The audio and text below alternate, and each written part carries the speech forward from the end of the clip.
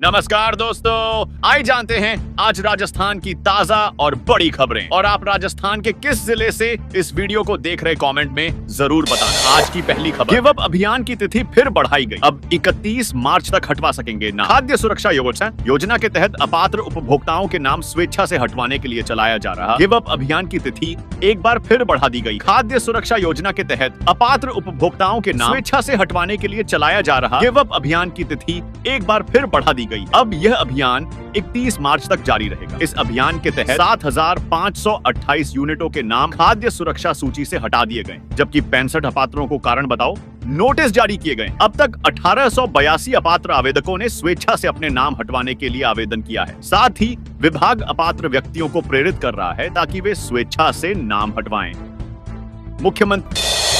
मुख्यमंत्री की पहल पर 7 दिन का गतिरोध टूटा। जूली ने डोटासरा की ओर से माफी मांगी, 6 कांग्रेसियों का निलंबन खत्म। आपकी दादी इंदिरा शब्द कार्यवाही से हटा। मुख्यमंत्री भजनलाल शर्मा की पहल के बाद विधानसभा में 7 दिन से सत्ता व कांग्रेस के बीच चल रहा गतिरोध गुरुवार को खत्म। इसके लिए सीएम ने विपक्षी नेताओं व स्पीकर वासुदेव देवनानी से बात की। दोनों पक्षों में सहमति बनी। इसके बाद नेता प्रतिपक्ष टीकाराम जूली ने सदन में गोविंद सिंह डोटासरा की ओर से माफी मांगी।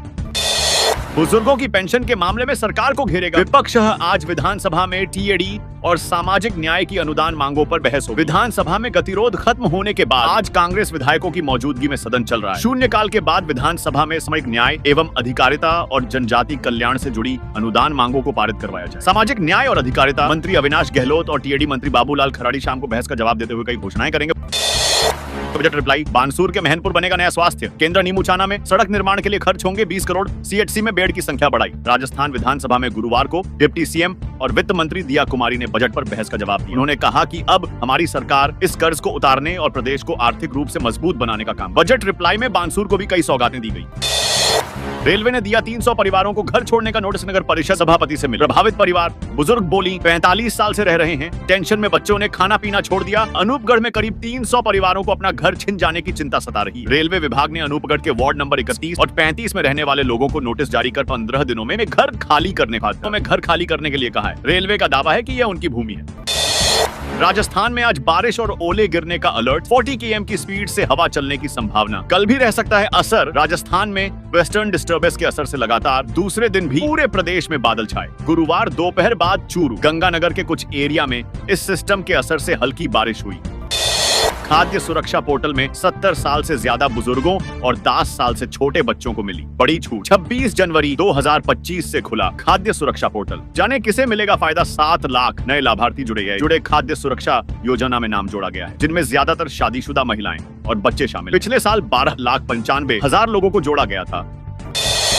राजस्थान इस दिन से शुरू होगी समर्थन मूल्य पर गेहूं की खरीद। जानिए कीमत। गेहूं खरीद के लिए न्यूनतम समर्थन मूल्य 2425 रुपए प्रति क्विंटल है, जो पिछले साल से 150 रुपए प्रति क्विंटल अधिक है। राजस्थान सरकार की ओर बोनस तय किया। भारतीय खाद्य निगम जिला कार्यालय अजमेर की ओर से समर्थन मूल्य पर गेहूं की खरीद 10 मार्च से शुरू की जाएगी। जिला कार्यालय पाली के साथ अजमेर, भीलवाड़ा, नागौर में गेहूं की खरीद करेगा। इसके लिए 12 खरीद केंद्र बनाए हैं। पाली जिले में केवल 2 केंद्र सुमेरपुर व तखतगढ़ में बनाए हैं। ऐसे में पाली के अधिकांश किसानों की फसल बाजार के हवाले रहेगी। बजट भी मिला, जमीन भी दी, फिर भी अधूरा रह गया गौ अभयारण्य। अब भाजपा सरकार ने खड़े किए हाथ। क्या राजस्थान में गौ अभयारण्य कभी बनेगा? सरकार के जवाब ने बढ़ाई चिंता। गौ संरक्षण पर सरकार का यू टर्न। 6 साल पहले बनी योजना ठंडे बस्ते में। राजस्थान में करीब 6 साल पहले गौ अभयारण्य बनाने की योजना अमल में लाई गई। इसके लिए बाकायदा जमीन भी चिन्हित की गई। बजट में भी प्रावधान रखा गया है। लेकिन अब भाजपा सरकार में गौ अभयारण्य बनाने की कोई योजना नहीं है। इसका खुलासा खुद गोपालन मंत्री ने विधानसभा में किया है। आरईट परीक्षा में कैंडिडेट का जनेऊ उतरवाया सूट के बटन काटने पर भड़की युवती। प्रेग्नेंट महिला दौड़ न सकी। गेट बंद हुए राजस्थान माध्यमिक शिक्षा बोर्ड की रीट 2024 एग्जाम का आज दूसरा दिन है। शुक्रवार को होने वाली परीक्षा में 5,41,598 परीक्षार्थी हैं। आज केवल एक ही पारी में परीक्षा होगी। रीट के दूसरे दिन भी कैंडिडेट की कड़ी जांच की गई। अलवर में एक महिला कैंडिडेट सूट के बटनों पर कैंची चलाने से नाराज हुई। वहीं एक प्रेग्नेंट महिला भी कुछ सेकंड लेट पहुंची तो उसे एंट्री नहीं मिली। बजट रिप्लाई, कोटपूतली के लिए नई घोषणाएं। बानसूर में बनेगी नई पीएचसी, मांडन में खुलेगा कॉलेज। राजस्थान विधानसभा में गुरुवार को डिप्टी सीएम और वित्त मंत्री दिया कुमारी ने बजट पर बहस का जवाब दिया। उन्होंने कहा, अब हमारी सरकार इस कर्ज को उतारने और प्रदेश को आर्थिक रूप से मजबूत बनाने का काम कर रही है। इस बजट रिप्लाई में डिप्टी सीएम वित्त मंत्री ने कोटपूतली बहरोड जिले के लिए भी कई बड़ी घोषणाएं की। इनमें ये घोषणाएं खास रही। स्मार्ट मीटर के लिए केंद्र से 60% सब्सिडी की मांग। ऊर्जा मंत्री बोले बिजली वितरण कंपनियों को घाटा कम करने में मिलेगी मदद। बिजली वितरण कंपनियों पर बढ़ रहे आर्थिक घाटे को कम करने के लिए ऊर्जा राज्य मंत्री ने केंद्र सरकार से मदद मांगी। ऊर्जा राज्य मंत्री स्वतंत्र प्रभार हीरालाल नागर ने केंद्र सरकार से स्मार्ट मीटर योजना को आरडीएसएस की तर्ज पर के अनुपात में संचालित करने की मांग की है। बिना लाइसेंस 8 साल एसएमएस हॉस्पिटल में इलाज करता रहा डॉक्टर, अब राजस्थान मेडिकल काउंसिल में रजिस्ट्रार, दूसरे डॉक्टर्स की जांच की जिम्मेदारी। राजस्थान में डॉक्टरों के रजिस्ट्रेशन और लाइसेंस रिन्यू का जिम्मा ऐसे शख्स के पास है जो खुद करीब 8 साल से जयपुर के एसएमएस हॉस्पिटल में अवैध तरीके से प्रैक्टिस कर रहा था।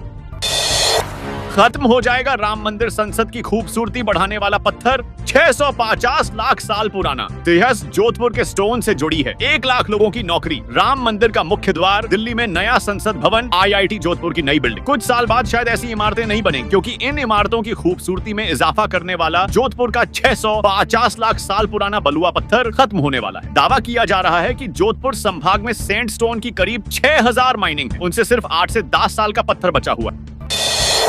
लाभार्थियों के हक का गेहूं हो जाएगा लैप्स, जाने क्यों? वजह जानकर चौंक जाएंगे। जयपुर जिले में खाद्य सुरक्षा योजना के तहत जरूरतमंद लाभार्थियों के लिए गेहूं का मिलना आसान होता नहीं दिख रहा है। जयपुर जिले में खाद्य सुरक्षा योजना के तहत जरूरतमंद लाभार्थियों के लिए गेहूं का मिलना आसान होता नहीं दिख रहा है। जिले में जयपुर शहर सहित ग्रामीण इलाकों में 1900 राशन दुकानों पर महीने भर से लाभार्थियों के वेइंग मशीन से बायोमेट्रिक सत्यापन में दिक्कत आ रही है। डीलर्स ने वैकल्पिक व्यवस्था के तहत लाभार्थियों को गेहूं देने के लिए दुकानों पर विभाग की ओर से उपलब्ध कराए गए।